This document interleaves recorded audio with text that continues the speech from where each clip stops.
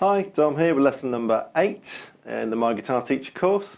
In the last lesson we had a look at the minor pentatonic scale. So that was our first scale. We got our A minor, and our A minor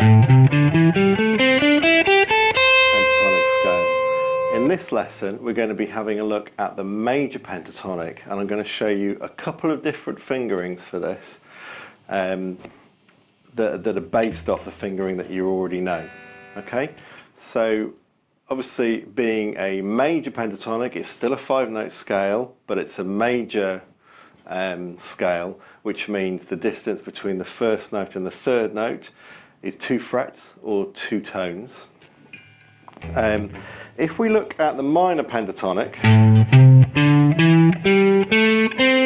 and think about these notes here, so ignore the notes on the 5th fret, look at where your fingers are. These are going to be the first notes that you're playing in the new scale. So it's actually going to start from here. So we're going to be doing the C major, that's the C note, which is the second note of the minor pentatonic scale. So we're going to start from there. So this scale will follow on. So actually if you play one after the other, they will fit together. So the scale is, I'll just play it through first, so you can hear it.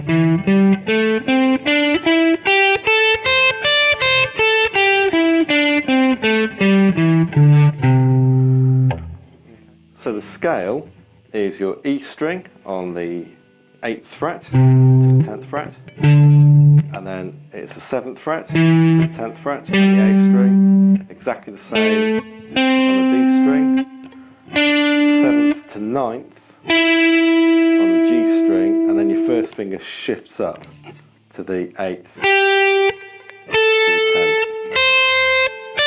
So it's the same frets there and there, on the D and the E, and then.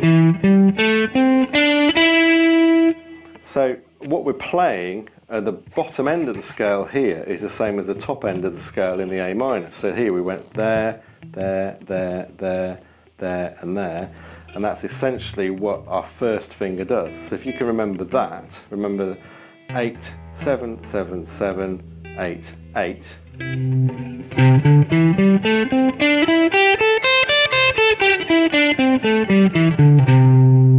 again.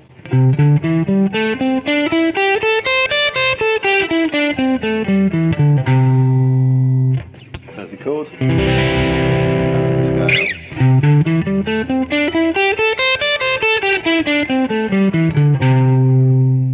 So you can hear how the chord and the scales go together. So if we're playing a C major chord, the scale will fit over the top of that.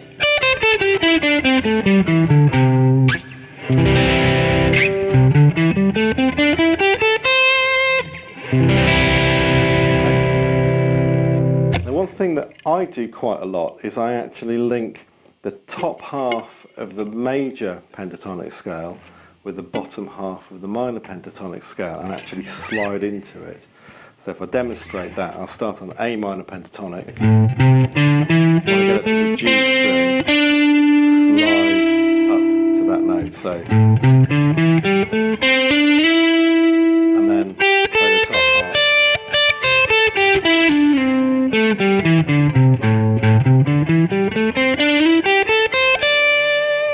So the two scales are actually linked. If you think about the key that we did, A minor, the next chord in the key of A minor is going to be C. It's actually B diminished, but we're missing that note out within this scale. And as I've said before, the diminished chords within the keys quite often don't come up until you move into far more complex music. So A minor and C.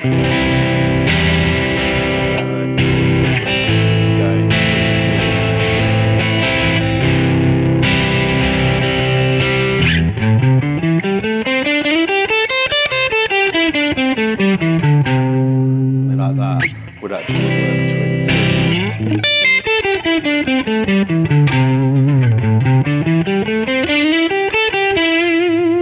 And when we're doing this, we can then come up with some little runs within the framework of these two scales. So an idea, a little lick you can play would be something like 5th, 7th on the D, 5th, 7th on the G, slide up to the 9th, 8, 10, 8, 10.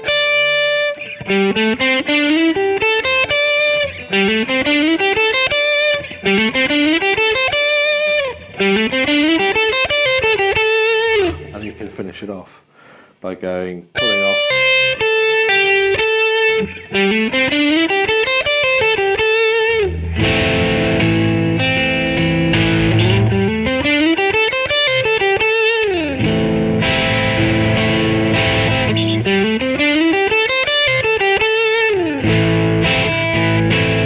Okay. Another way we can use these scales is by taking a small number of notes from within the scales and then coming up with a sequence to use them. So if I just start with 5th and 7th on the D and the G strings, that'll be my sequence, which is 7, 5, 7, 5, back up to 7, 5 on the G, 7 on the D, back to the 5th on the D, and then resolving on the 7th.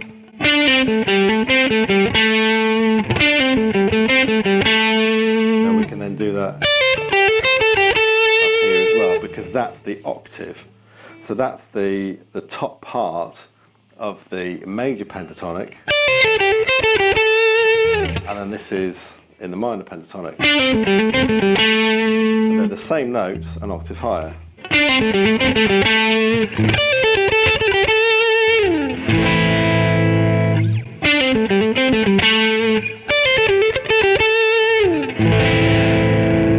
Okay. You can then repeat a pattern like that on different groups of strings. So you can then do that on the B and the G string, on the G and the D string, on the D and the A string, or down here.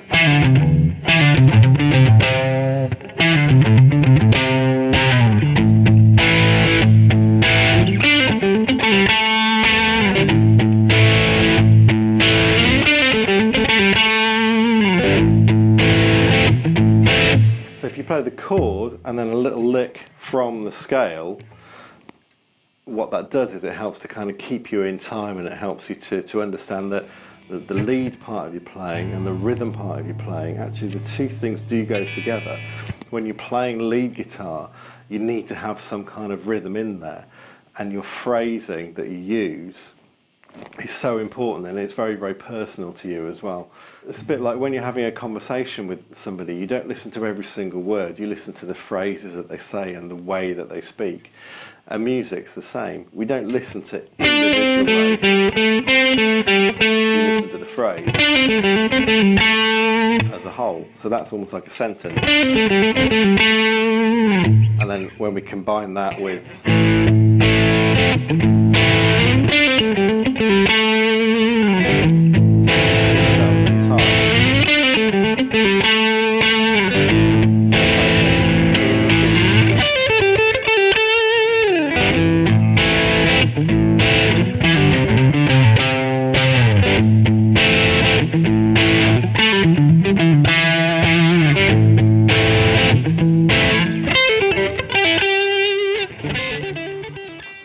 So what we're learning here really is the beginnings of phrasing. So when we're playing some lead guitar patterns, you're not listening to every single note, you're listening to the phrasing of those notes.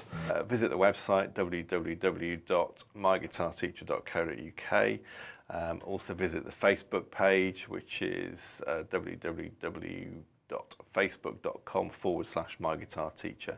Hopefully we'll see you next time, and best of luck with it.